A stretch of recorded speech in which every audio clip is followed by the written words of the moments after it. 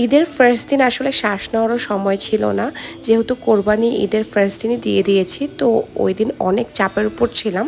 তো সেকেন্ড দিন হচ্ছে ঘুম থেকে একটু লেট করেই উঠেছি, উঠে দেন ফ্রেশ ট্রেশ হয়ে মেয়েকে নিয়ে বের হয়ে গিয়েছি ঘুরতে। ওকে নিয়ে যাব একটু বাবুল্যান্ডে। তো রাস্তায় রিক্সার বাতাসে হচ্ছে আমার মেয়ে ঘুমায় গেছে একদম। তো নামার পরে ও একটু জাগনা হয়েছে, আবার ঘুমায় গেছিলো। ও আসলে রিক্সায় উঠলে ঘুমায়া যায়, এটা ওর ছোটোবেলার অভ্যাস। তো উপরে যখন বাবুল্যান্ডে গেলাম, আমরা হচ্ছে সীমান্ত সম্ভার বাবুল্যান্ডে গেছি। তো বাচ্চাদের আওয়াজ শুনেই আমার মেয়ে ঘুম থেকে উঠে একদম এনার্জি ফিরে পাইছে। আর আমি টিকিট হচ্ছে বাসা থেকে অ্যাপসে কেটে গেছিলাম, যার কারণে হচ্ছে আমাদের ওখানে লাইনে দাঁড়ানো লাগে নাই। শুধু কাউন্টার থেকে তালহা আর তাকুয়ার জন্য হচ্ছে মোজা কিনে নিছি, আর আমার মোজা আমি বাসা থেকেই নিয়ে গেছিলাম। দেন ভিতরে ঢুকে তালহা তাকুয়াকে মোজা পরাই দিচ্ছিল, অ্যান্ড ওর এই সবুরটাও হচ্ছিল না। ও তাকায় দেখে এত বাচ্চা, এত খেলাধুলার জিনিসপাতি, ও কতক্ষণে হচ্ছে ভিতরে যাবে। আমার মেয়ে ফার্স্টের দিকে একটু কমফোর্টেবল হচ্ছিল না, কারণ ও ভাবতেছিল কী রেখে কী ধরবে, অ্যান্ড দেন আমি আর তালহা যদি ওকে কিছু বলি, তাই হচ্ছে ফার্স্টে ও একটু নর্মাল হতে সময় নিছে।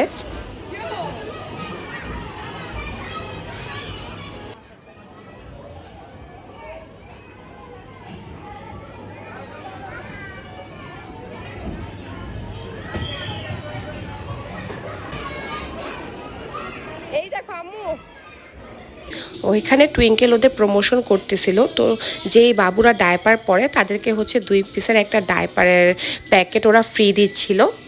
দেন হচ্ছে আমার মেয়েকে এই বলের এই পোর্শনটাতে ঢুকাই দিছি, অ্যান্ড ও এইটাতে ঢুকে জাস্ট কী রাইখা কী করবে, শুবে না দাঁড়াবে না বসবে, ও পুরাই হ্যাপি হয়ে গেছে। আমার মেয়ে খেলতে খেলতে একটু অবাকও হচ্ছিল, কারণ এত কিছু ধরতেছে, ওর আব্বুজান আর আম্মি হচ্ছে কিছুই বলতেছে না ওকে। দেন আবার খেলার মধ্যে মনোযোগ দিয়ে দেয়। আমার মেয়েকে নিয়ে ফার্স্ট টাইম এরকম কোনো প্লেসে যাওয়া। তোমরা তো জানোই ওকে আমি বের করি না সহজে, আসলে ছোটোবেলার থেকে যখনই বের করার চেষ্টা করতাম দেখা যেত বাসায় এসে ওর জ্বর চলে আসতো।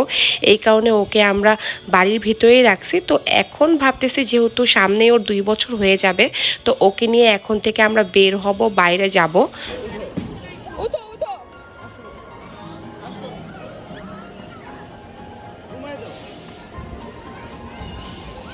আবার দিয়ে দাও, আবার দিয়ে দাও।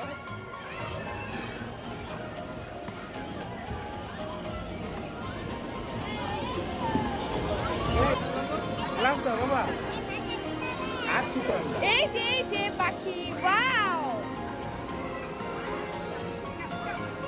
জাম্প।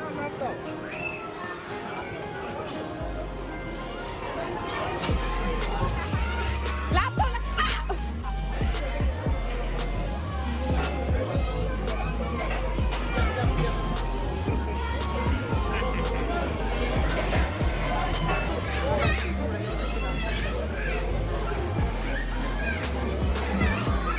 আকু চলে আসো।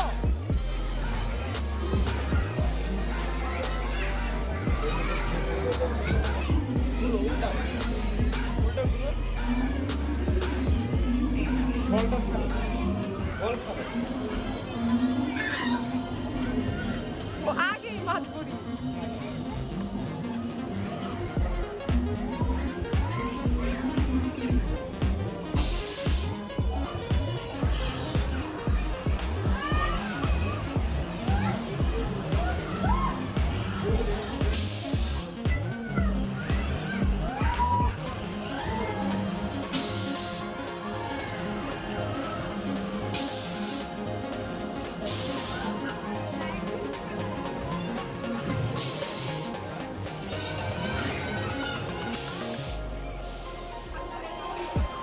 ছাড়ো,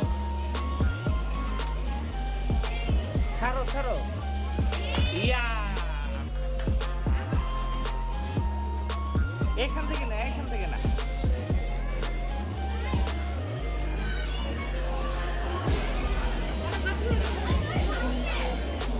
ছেড়ে দাও, হাত ছাড়ো।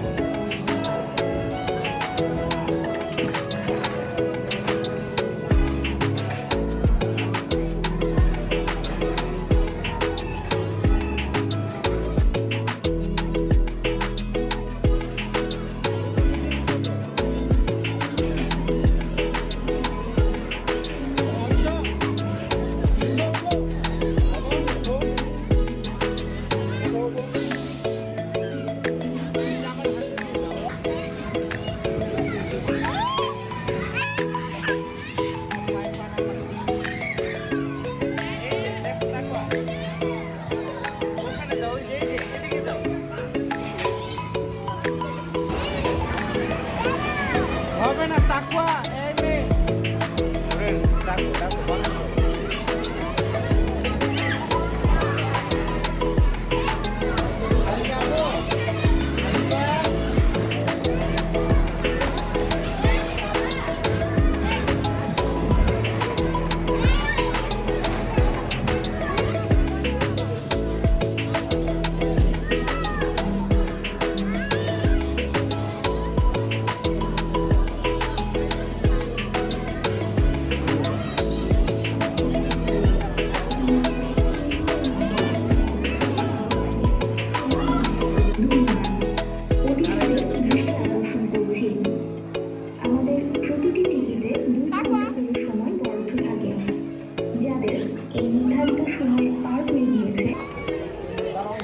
2 ঘন্টা ওভার হয়ে যাওয়ার পরও তাকুয়া ম্যাডাম বের হওয়ার কোনো নাম নিচ্ছিল না। ওকে আমরা জোর জবরদস্তি বের করছি, বিকজ আমাদেরও খারাপ লাগতেছিল।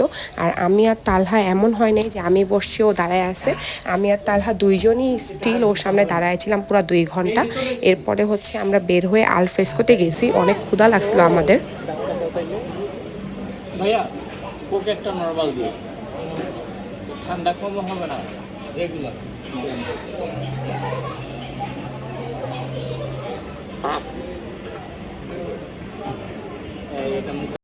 কোকটা আসতে দেরি, আমার মেয়ে হচ্ছে চোখের পলকে কোক খেয়ে ফেলে। আসলে ওরা যে এগুলা জিনিস কই থেকে খাওয়া শিখে আমি নিজেও বুঝি না। বাসায় কিন্তু ওকে দেওয়া হয় না, কিন্তু কোক দেখলেই বুঝে যায়। এদিকে আমরা একটা পিৎজা অর্ডার করছিলাম। আলফ্রেস্কোর এই পিৎজা ডেলিশিয়াটা আমার কাছে অনেক ভালো লাগে, বিকজ ওদের এইটার টেস্টটা অন্য সব পিৎজার থেকে একটু ডিফারেন্ট, একটু ট্যাঙ্গি। তো এর জন্য আমার কাছে খুব মজা লাগে। আর এদিকে আমি প্লেটে পিৎজা নিয়েছিলাম, কিন্তু আমার মেয়ে যদি আমাকে খাইতে দেয়, ম্যাডাম নিজেই কাঁটা চামচ আর নাইফ দিয়ে হচ্ছে এটাকে কাটবে আর খাবে।